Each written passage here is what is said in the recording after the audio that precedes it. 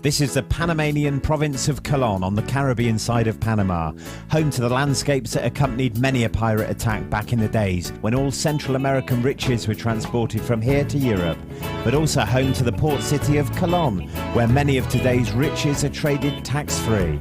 We'll tell you how to get to this place forgotten by the mass tourism, where to stay and where to find a decent place to have lunch.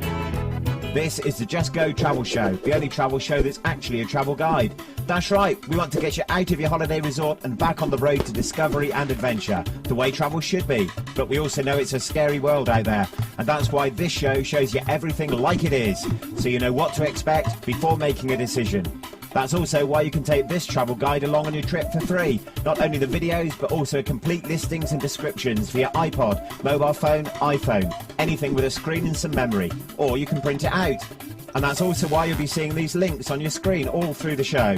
Just go to justgoguides.com and fill in the keywords that are showing. The black and white squares are mobile links. With the right software on your mobile phone, you'll be taken to the right page instantaneously. When you think of Panama, which image pops into your head first? The Panama hat or the Panama Canal? Well, the hat is not even from Panama and is only sold as a souvenir to uninformed tourists. And the canal, well, it's a classic, isn't it? But strangely enough, not many people think about tourism, and rightly so. Panama is happy enough to leave these honours to its neighbour Costa Rica, while slashing almost every last hectare of jungle to build factories or fenced five-star resorts for American retirees. Panama is not about tourism. It's about business. It's about money. But lately, a well-informed slice of the population finally made the link. There's money in tourism of the non-resort kind, and now they're open for business.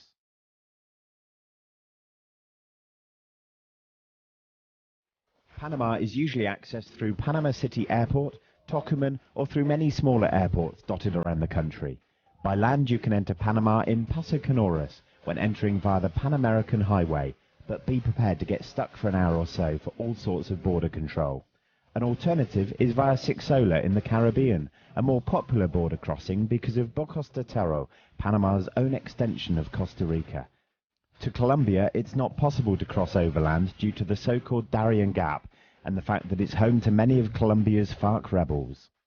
Getting around Panama is both easy and difficult depending on where you want to go. The most remote points and some not so remote ones can only be accessed by small airplanes. Companies like Aeropeerless can take you anywhere. If you want to go remote, take a look at their website.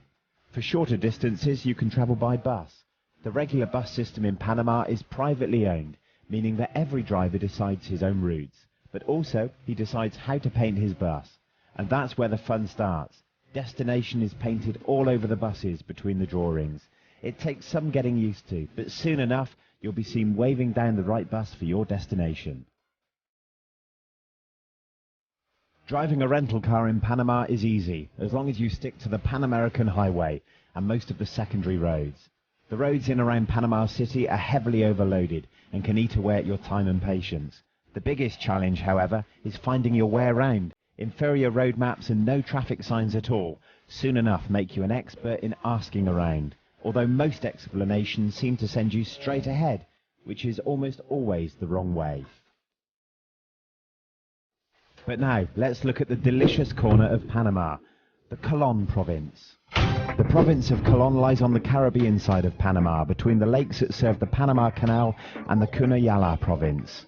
If you come from Panama City, you'll have quite a hard time getting to Cullen, a port town home to the second largest tax-free zone on the planet.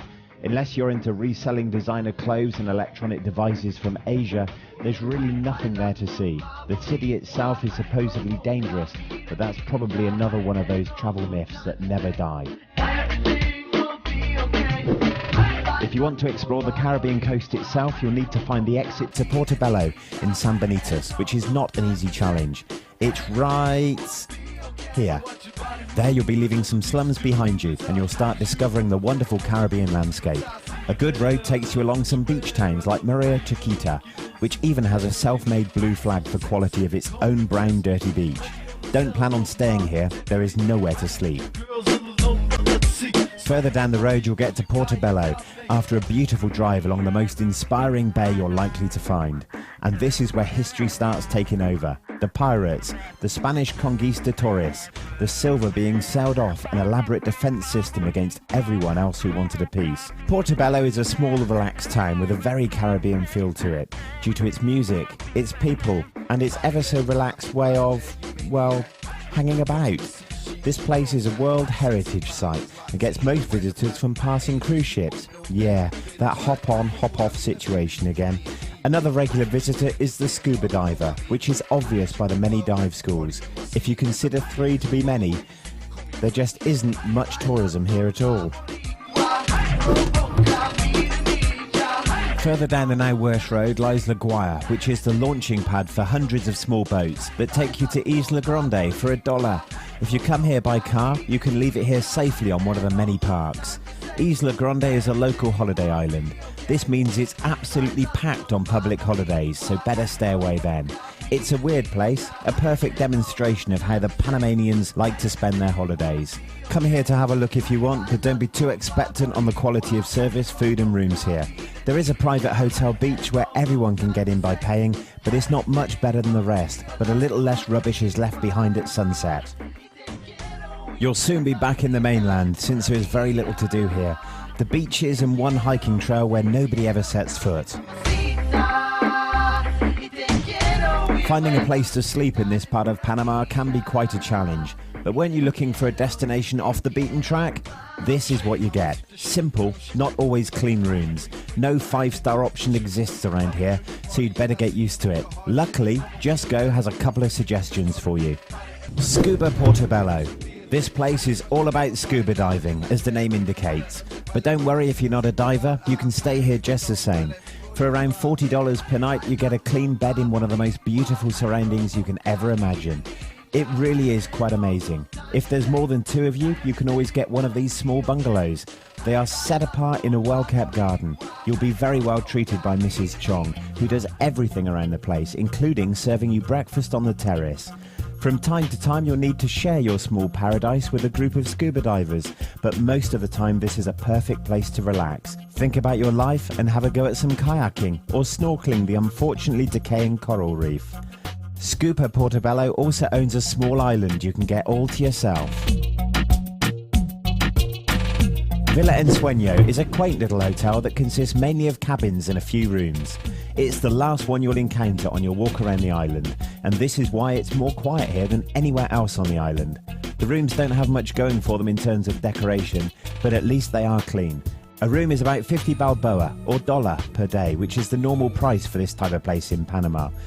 There is a restaurant serving simple food and a terrace that lets you look out to the Black Christ statue right in front. As in the rest of Panama, food is what you can call basic. It consists mainly of fried everything, so you'll either eat it or you'll starve. If you decide to go for it, you'll see your cholesterol and your belly grow at an impressive rate. Truth has to be said, Panama is not a place for foodies. There is no culinary tradition, no healthy eating, movement and no fruit available incredibly. This is the fast food, can-based diet, and no place for vegetarians either. Near the sea, the fish is fresh, but usually fried down to the plateful of pure brownness. This is why we only have one suggestion here food-wise. It's a pirate restaurant you'll find just as you're nearing Portobello town. This is the kind of thematic restaurant that doesn't make you want to throw up. It even looks remotely authentic, since all the shininess has been completely eaten away by the salt air. Just walk in here and you'll be greeted with the utmost sympathy while you learn what's on the menu. Be warned, there isn't a huge variety of food, but the catch of the day is usually quite tasty, and the atmosphere is just to die for.